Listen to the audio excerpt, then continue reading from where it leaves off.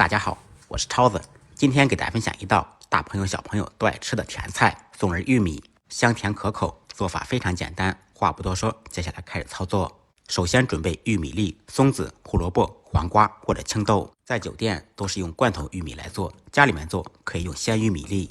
首先处理配菜，胡萝卜清洗干净，去掉外皮，切成小粒；黄瓜切成小丁，切好以后一同放入碗中。锅中做水，水开以后放入玉米粒，在锅中焯水，再放入少许青豆、胡萝卜粒，搭配颜色，增加营养。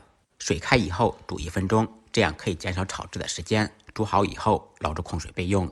把水倒掉，做少许油，冷油下锅，放入松子，在锅中炸制。松子略炸，吃起来会更香。开中火在锅中炸约30秒钟，炸至微微变色以后捞出控油，千万不要炸过，炸过以后吃起来会发苦。炸至像视频中这样就可以了。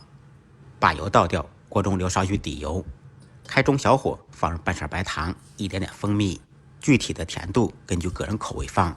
先开中火把糖熬融化，在炒的过程中不用加水，等会儿玉米粒会吐水。